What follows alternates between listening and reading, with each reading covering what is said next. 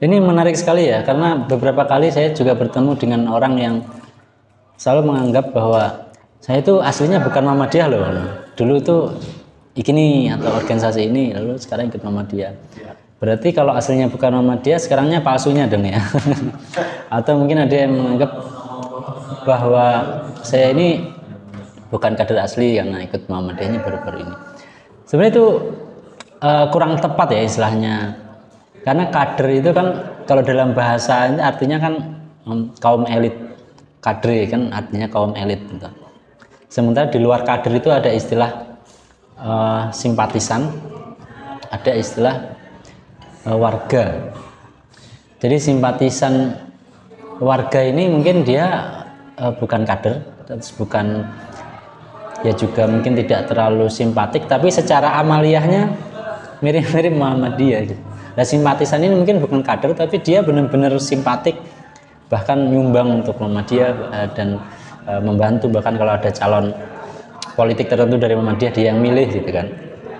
Makanya dulu ada istilah kader ideologis atau kader biologis. Pernah dengar ya?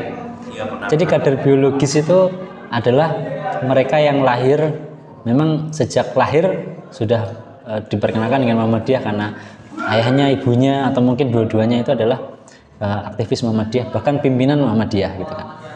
Lalu kader ideologis itu ada yang memang bergabung di Muhammadiyah karena dia tertarik dengan gagasan pemikiran, terutama pemikiran Ahmad Dahlan. Karena kita itu nggak bisa loh. Jadi orang yang belum mengenal Muhammadiyah itu kemungkinan kecil membaca tentang Muhammadiyah. Pasti yang dia baca adalah sosok-sosok tertentu, kayak Dahlan, Syafi'i Ma'arif. Kalau saya dulu memang sosok yang saya baca itu Pak Syafi'i Ma'arif, makanya, dan menurut saya kriteria Muhammadiyah itu ya dalam sosok beliau ini gitu. Makanya benar tuh kalau katanya siapa itu pegulat handal itu, orang itu tidak akan membaca kitab suci, yang dia baca adalah perilaku orang yang percaya kitab suci itu, termasuk orang Muhammadiyah.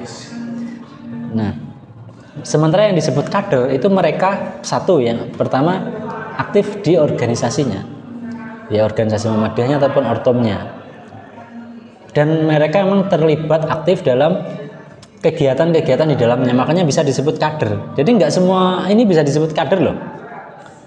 Kalau dia nggak jadi pengurus, nggak aktif. Aum belum tentu kader loh ya. Jadi tidak ada perkaderan di Aum, ini juga menarik juga. Jadi orang kerja di Aum itu bukan untuk dimuhammadiyahkan sebenarnya. Ya itu mungkin yang sekarang agak ini boleh beda pendapat, dan saya tetap mengatakan bahwa Aum bukan lembaga perkaderan. Lembaga perkaderan itu justru lembaga pendidikan sebenarnya.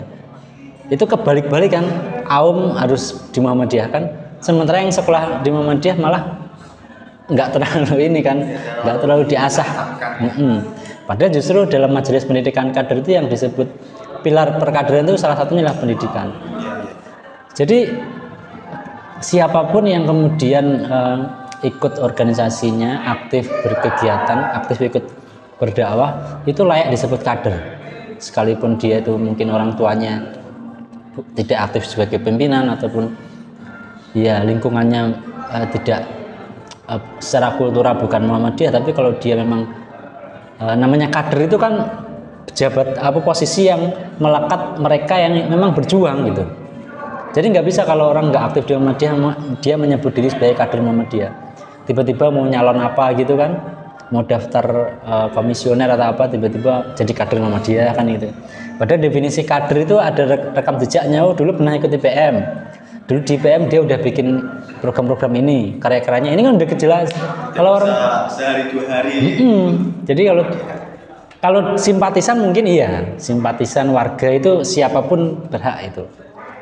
Makanya sebenarnya nggak ada istilah kader asli atau nggak asli, selama dia aktif ya dia benar-benar kader gitu. Dan lagi pula organisasi itu bukan ini loh ya, bukan apa ya, bukan suku, bukan agama yang orang sebenarnya bisa ganti organisasi kan semudah mungkin ya.